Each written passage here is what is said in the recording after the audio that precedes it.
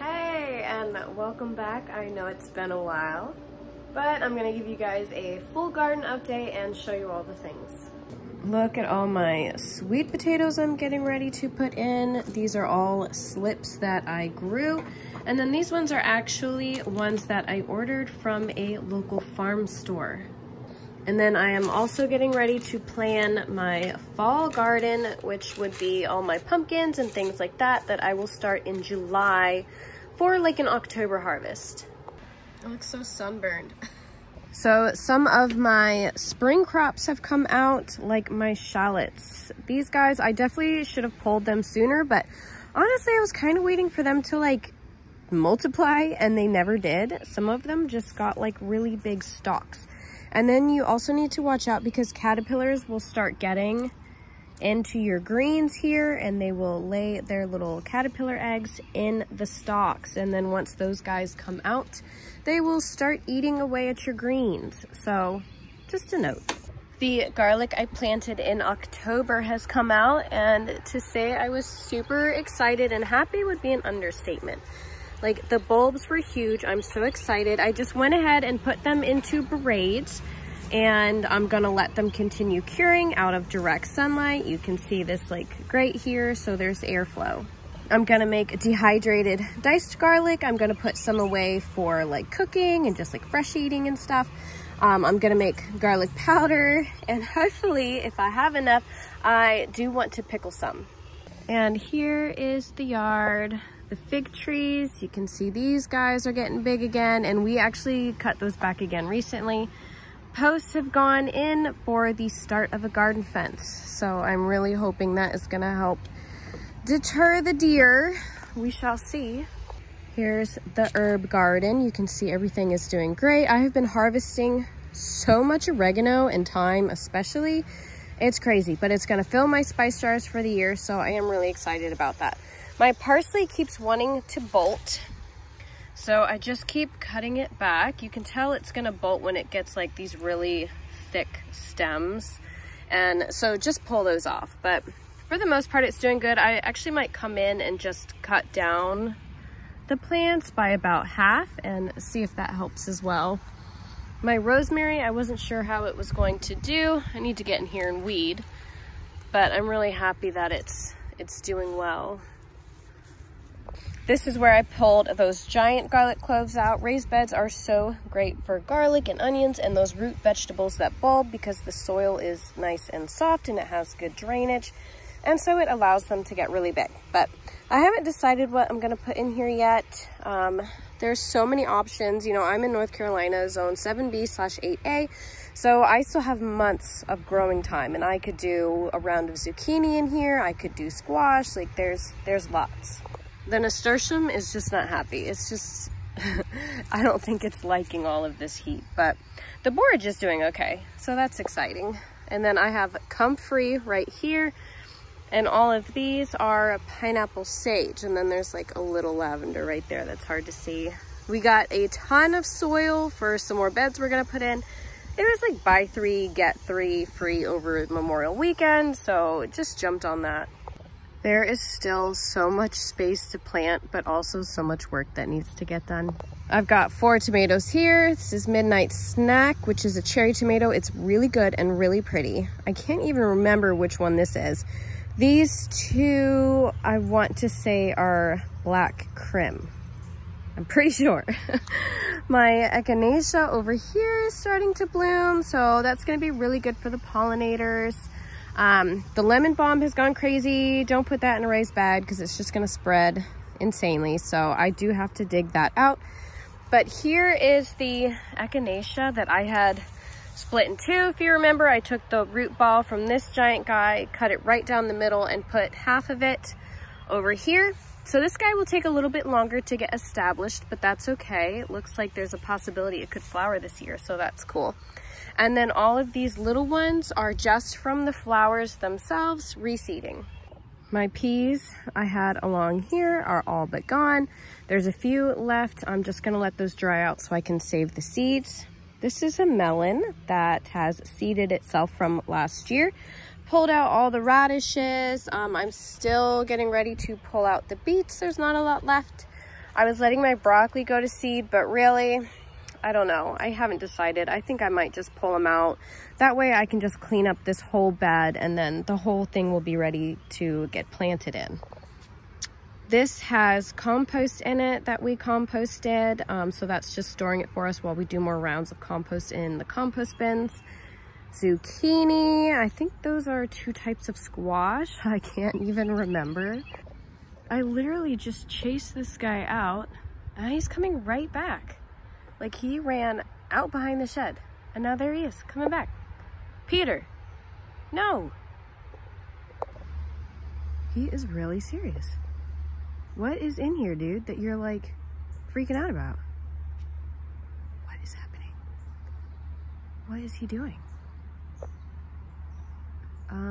Okay guys, we're on this adventure together. What is this rabbit doing? What? Are you that not afraid of me? I just chased you. Did you leave something so important in here? Like, what are you doing? Okay, so I'm just gonna ignore Peter for now. Okay, or there he goes. My mom actually planted this bed, so I don't even know what all she has in here, but I can tell you that NC humidity is not gonna agree with all these tomatoes being so close. And more than likely the same with these. Looks like beans and cucumber and maybe squash, I'm not sure. This whole bed is tomatoes. You can see we've got our pipes going in for watering and fertilizing. This bed over here is about to get taken out because that was all of our spring greens. I'm gonna take all of the spinach out and actually dehydrate it.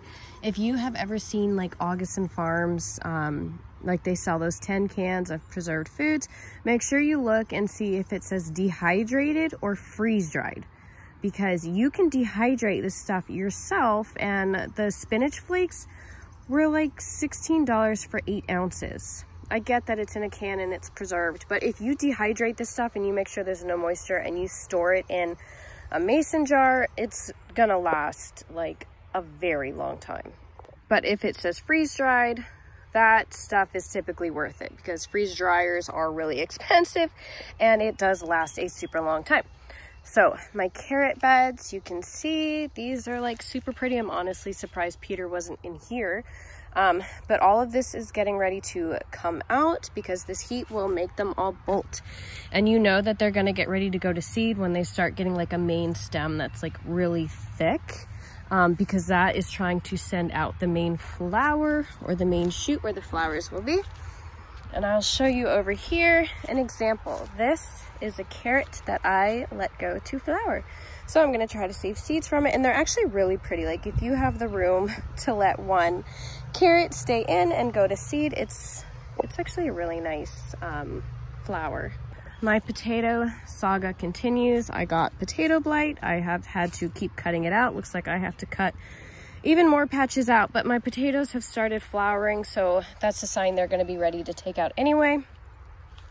Multiple, all right, looks like all of them at this point, of my containers got blight. Would have been smarter to move them away from these guys once the blight set in over here, but it's okay. It's just not going to be a year for potatoes for me. So I will be dumping all of these out and pulling all of these up soon and seeing what I got, if anything.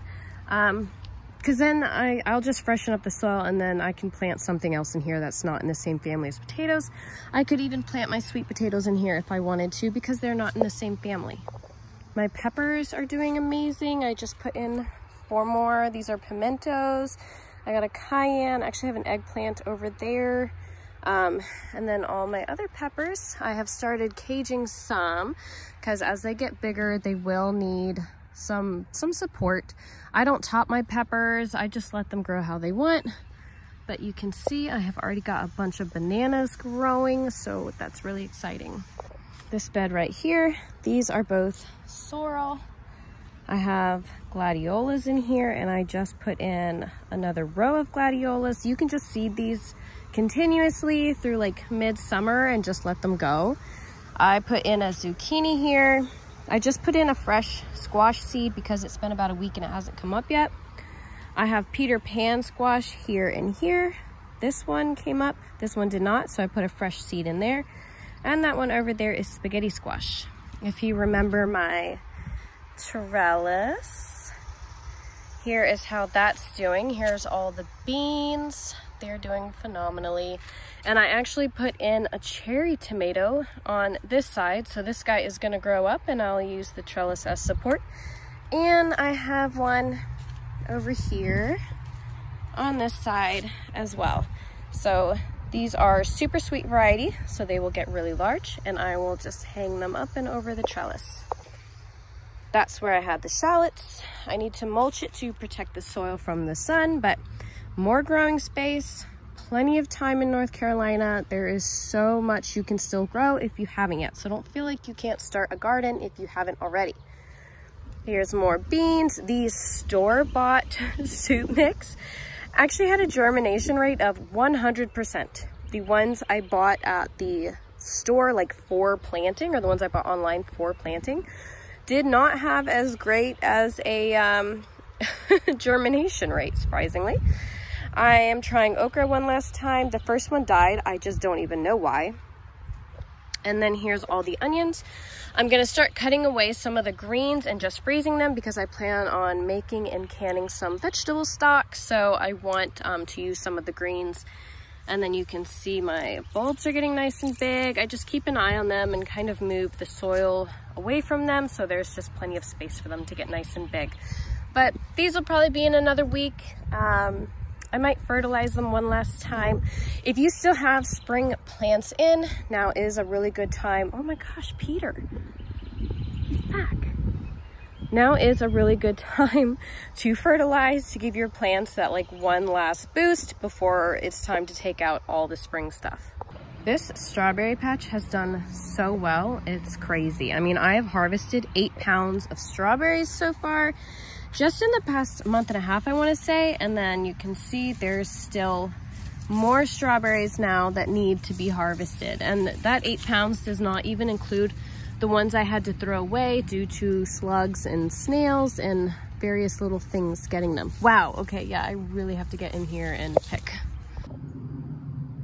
What is he doing?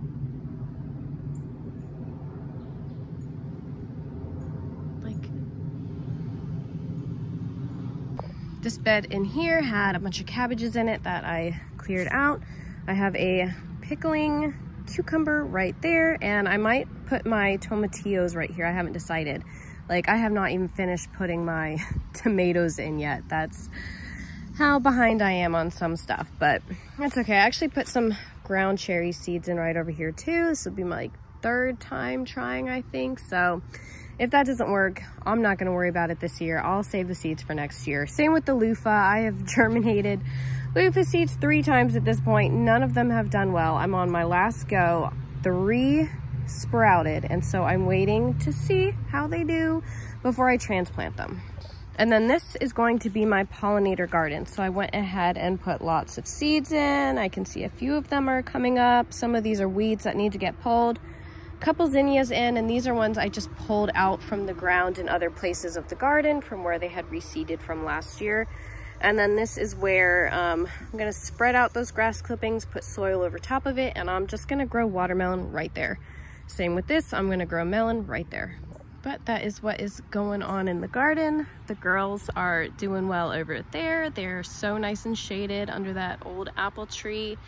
They really don't have to worry about the sun, and it's probably at least 10 degrees cooler over there. Like, once you walk back there, it's so much cooler. This area right here gets sun at a certain point during the day, and then the girls will go over there and get some sun, and right now they're all like hanging out back here. Oh, and of course over here I have my blackberry bushes. Oh look, there's one ripe. I'll have to wait for the kids to take that later, and a couple over there. My bee fencing has kind of fallen over a bit, but that's okay. I just had it in between the blueberries and the blackberries because the birds, like the cardinals and the blue jays, tend to stay over here on the blueberries. So I put the fencing here to keep them from going this way into the blackberries and staying over here, because it is going to be a bumper crop of blueberries. I mean, it is just insane how many there are. It's just I think we're gonna be picking for hours upon hours, and then like it still won't be enough. I mean, I'm gonna be making blueberry everything. So imagine that bush times like 20. Okay, well, it is hotter than heck already, so I hope you liked the tour.